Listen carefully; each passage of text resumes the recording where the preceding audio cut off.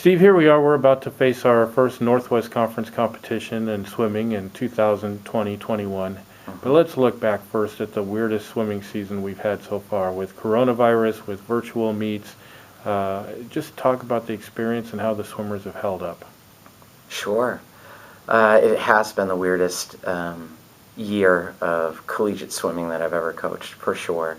And proud of the way my team has held up. It's not been easy. We've had challenges, from how you run a team with a swim practice to social distancing to, if you do have somebody that tests positive, it kind of like brings things to a pause for a while. So there are all these things that they had to navigate, and I'm proud of them because they stuck together all the way through it.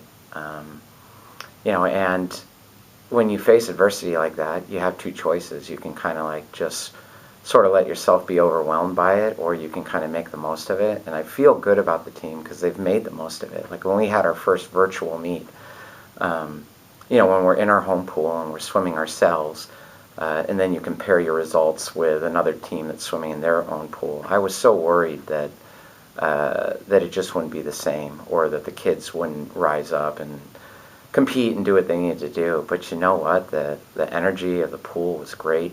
They got up for their races, and it felt like a swim meet.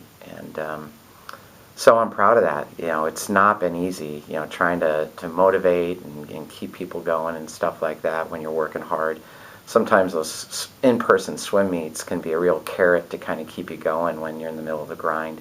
So this week, we're really looking forward to that meet with Whitman. We had a little taste of it a week or two ago with Seattle U and being able to go to them, and that was just a big celebration. Everybody was so excited to finally have in-person competition.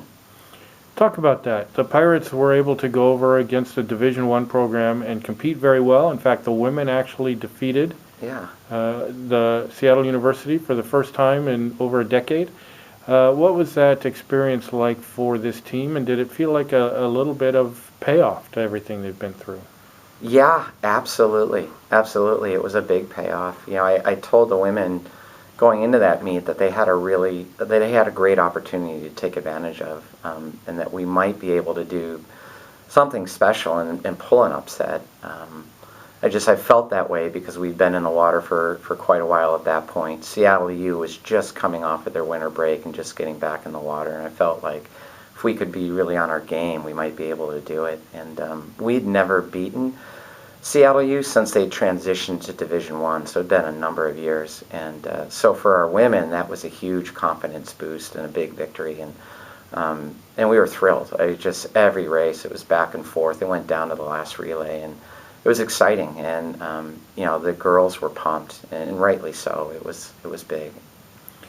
And talk about what that meet was like and what this weekend against Whitman will be like for having separate men's and women's dual meets. Does that take away from the energy in the pool? Does it create a different environment, or maybe what is better about doing that? There are pros and cons. I think the con would be the men and women definitely feed off of each other, and they definitely support each other. So you find, that your men's team is missing being able to see the women compete and vice versa. And so for them, that's a little bit hard. But there's also positives because, at least for the coaching staff, you're not like hustling from race to race to race to race. You have a race, and then you have about 3 minutes before the next race begins. And that's a great time to kind of reset, be able to talk with the swimmers about the race they had just competed. And not have to rush that, because you've got a men's event that's coming up, between the women's events. So having that little extra pause, I think, has been nice because we've been able to do a little bit better coaching in the moment. There's definitely a pro to it too, because the teams, instead of being one big team, it's kind of fun to occasionally sort of separate out into different teams because they spend the majority of the year doing everything together, training together, being together, and to just be a men's team or be a women's team in that moment sometimes could be fun. If I had a perfect world, we'd probably go back and forth. We'd probably do a combined meet, and then maybe the next time do a separate gender meet. And, if all things were perfect, that's maybe how we would do it.